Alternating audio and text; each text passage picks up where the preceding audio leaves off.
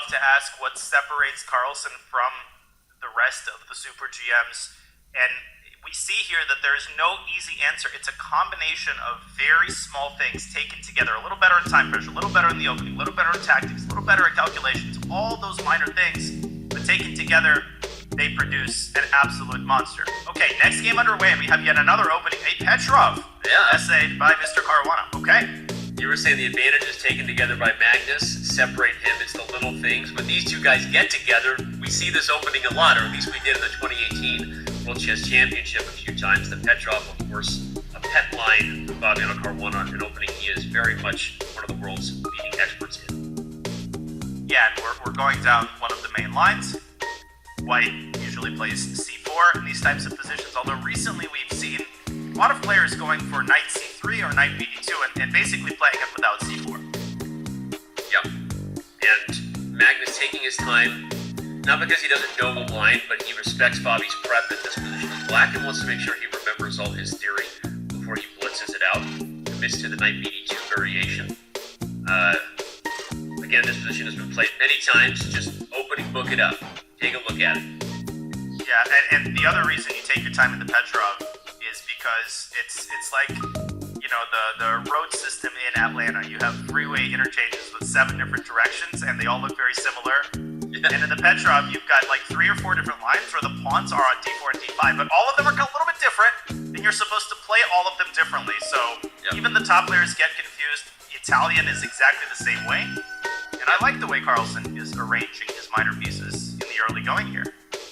Agreed, and this is an interesting maneuver, the knight to come to f1 and e3 to gain a tempo before white commits to castling is one of those many complicated intertwining freeways that looks similar but is actually very different. The knight on e3 prepares to play c4 in some more aggressive fashions often because it's hitting the d5 pawn so that queen to b3 can come, and you're building pressure, exposing the absence of this light square bishop. And again, sounds obvious, but the knight actually doesn't have another square where it can put pressure on d5, because if it goes to c3, you'll get exchanges. So this maneuver it seems subtle, everyone, but the footwork is very high level with these two heavyweights. And Carlsen taking his time now, deciding between c4, which he just played. The other candidate move was knight f3 to e5, aiming for the bishop pair. But again, Carlsen taking the more ambitious route, which has been a theme thus far in the match, just never shying away from positional risk and complications, Danny. I love it. Yep. Willing to isolate the queen pawn, willing to IQP it up. Note, of course, Fabi took right away because we didn't want to see the lines I was talking about with queen b3. White has a little bit of an edge here. White is an edge because his pieces are much more active. Another way in which our understanding of the game has changed. Modern computers often give White an edge despite the fact that he's got a knight.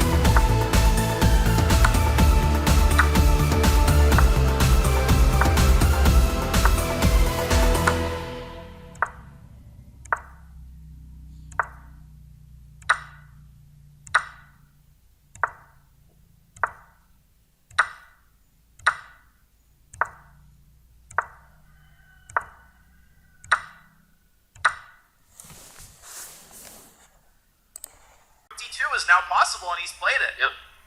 This is what I was nervous about. The rook will hit on b2 at some point, really keeping everybody stuck. And then the only question is there a way to make progress? This knight was a stallion on f3, seeing the featured chat, more of a donkey now on h3, not where he wants to be. He's going to take, but here goes Caruana getting a bit of an advantage. And he's going to have some mate threats after rook b2, bishop g1. It has to be kept into account, although knight f3 defends pretty nicely. The problem is that with every pawn trade, white's strong chances grow. Maybe it's time for king f6. You know, I'm just going to say, where does that knight go? f3. And the rook has d3 in the event of bishop b4. So Carlsen holding the fort for now. Look at this. He says he doesn't believe in fortresses, and then he goes and sets up one. That darn dirty dog, Magnus. This looks like a pretty good fortress to me. Keep roking and prodding if you're Caruana. Rook e2, maybe rook e3. A rook trade is not out of the question, given the disparity in king placement, but more pawn trades on the horizon. He's going to play f4. f4 says Fabi's playing for a win. No, he's taking there. This is going to be a draw now. He ain't getting past d5 with his king. I mean, that rook on d3 is such an annoying piece. Yeah. Setup. This is now easy. Setup is picture perfect with the rook guarding the knight, the rook guarding the pawn, the knight now guarding the pawn. Like everything is just being held perfectly on the light squares. The bishop feeling more and more empty with its inability to target anything. And another is Magnus? Is Knight? Okay. Max like Usual time pressure. Am I about to have one of those? Okay, no, he's offering to draw with this, I think, but I was gonna say, was Magnus about to flip the script here and try to play for a win? We saw this yesterday with Hikaru, and it's not an absurd question to ask. The answer is actually usually yes.